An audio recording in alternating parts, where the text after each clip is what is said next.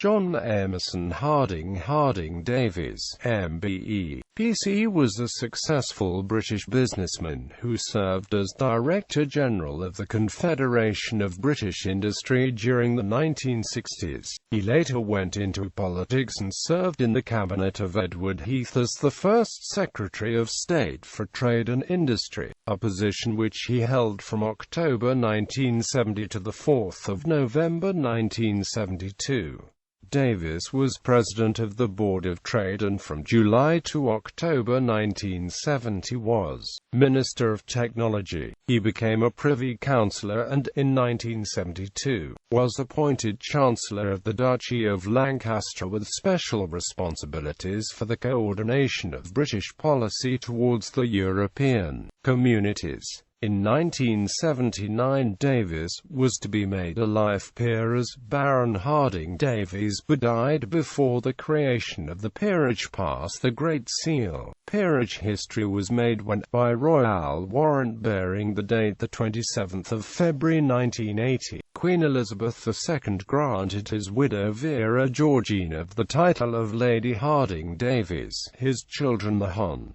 Frank Davies and the Hon. Rosamond Ann Metherell were given the rank of children of a life peer. Family and early life. Davies was born in Blackheath, London on 8 January 1916, the second son of Arnold Thomas Davies, a chartered accountant from Folkestone, by his wife Edith Minnie Harding, only child of Captain Francis Dallas Harding, C. Harding of Barasat, and Minnie Mary Malchus of Calcutta. Davies went to Windlesham House School in Sussex and St Edward's School, Oxford. He followed his father into accountancy as an articled clerk from 1934. He had just obtained professional qualifications as the youngest chartered accountant in the country in 1939, when the outbreak of World War II led him to enlist in the Royal Army Service Corps. Davies was commissioned as a second lieutenant and spent most of the war in the Combined Operations Headquarters. From 1945 he worked for Combined Operations Experimental Establishment, and received the MBE on demobilization in 1946. On 8 January 1943, he married Vera Georgina Bates, only child of George William Bates, managing director of Barrett's Shoes, by his wife Elvina Rosa Taylor. The marriage produced two children, a daughter, Rosamond Ann, and a son, Francis William Harding-Davies. Business career. He joined the Anglo-Iranian Oil Company as an accountant in the marketing division. He qualified as a Fellow of the Institute of Chartered Accountants in 1949. Davies worked for the company in London, Stockholm and Paris. The company renamed as British Petroleum in 1954. In 1956, Davies was promoted to be general manager for BP, and in 1960 he was director of BP Trading Management. The next year, Davies was appointed as vice chairman and managing director of Shell Mex and BP Limited, becoming the youngest man ever to hold the post. This position put him in charge of a national chain of petrol stations. He also became a director of Hill Samuel Group. Due to his position he was made a member of the Grand Council of the Federation of British Industry, and chaired a committee on technical legislation. His conduct on that committee was regarded as impressive. CBI Director General. The Federation merged with British Employers Federation and the National Association of British Manufacturers in 1965 to form the Confederation of British Industry. Davies was appointed as its Director General from that July, wanting the organisation to have a much higher profile than previously. He supported initiatives such as the National Economic Development Council, where government, employers and trades unions met to discuss the economy, and set up a joint CBI-TUC Joint Committee. He was also supportive of British entry into the European Community when the government applied in 1967. Davies surprised some such as Enoch Powell in May 1967 when he made a speech in California in which he observed that the Labour government's measures to keep pay and prices down were working. Powell considered this not only untrue but an example of collaboration in which the very spokesmen of capitalism were doing the work of the socialists. As CBI chief, Davies had some quango appointments as a member of the British Productivity Council, the British National Export Council and the Council of Industrial Design. He was briefly a member of the Public Schools Commission. However, Davies was a conservative by instinct, and after the devaluation of the pound sterling in November 1967, he became much more critical of the government. Increasingly he would lambast Labour ministers on television, although he continued to work together with ministers in private. Davies handed over the title of Director General to Campbell Adamson in 1969.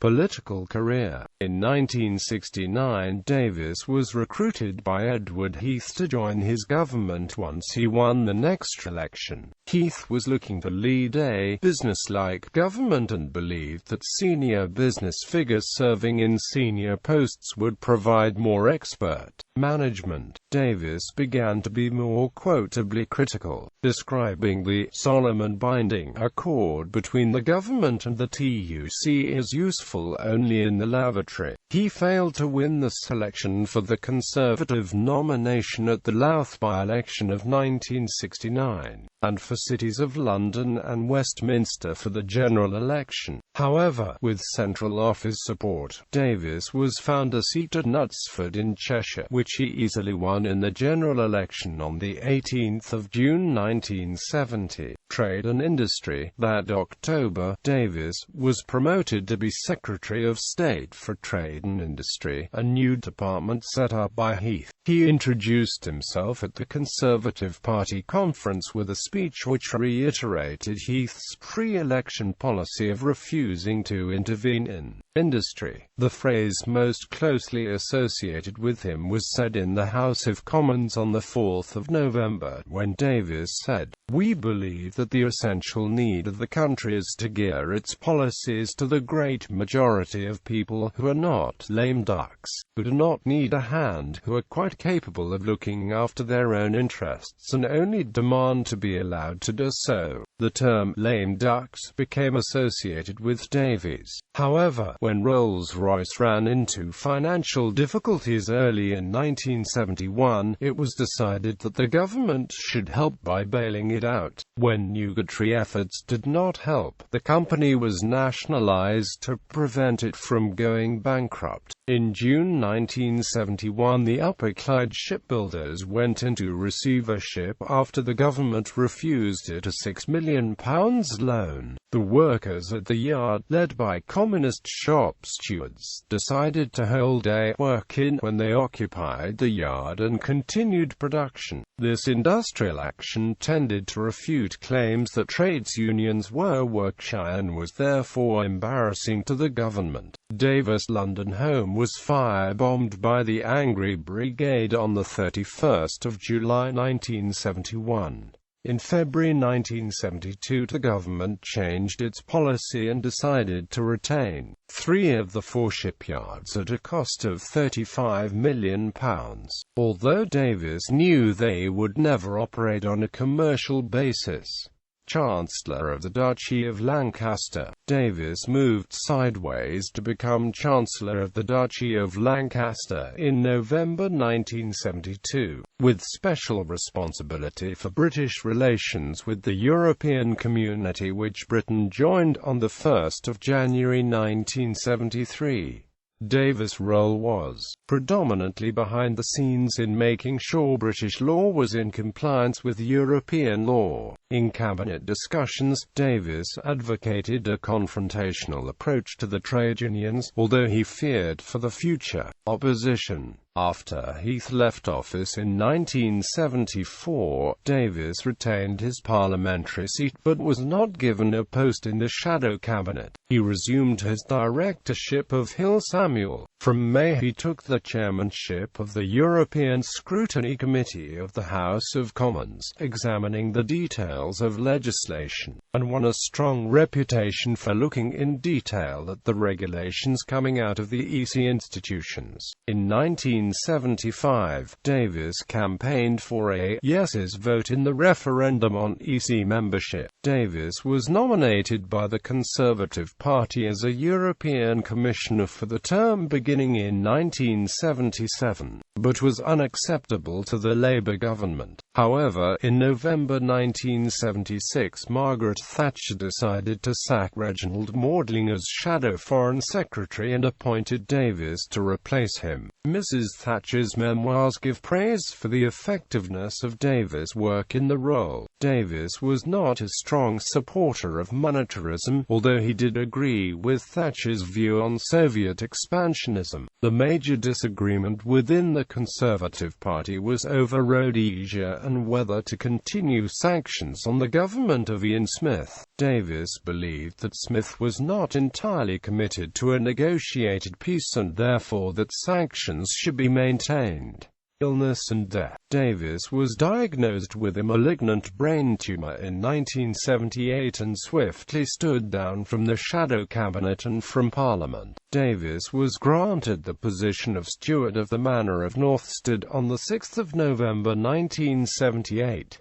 In the Queen's Birthday Honours list of 1979, he was awarded a life peerage, but on 4 July 1979 the London Gazette announced that Gentle Davies dead from a relapse before the patent of creation passed the Great Seal. Peerage history was made when, by royal warrant bearing the date 27 February 1980, his widow Vera Georgina was granted the style and title of Baroness Harding-Davies of St. Mellons, indicating the title Davies had intended to take his children the Hon. Francis William Harding Harding-Davies and the Hon. Rosamond Anne Metherell were given the rank of Children of Life Peers.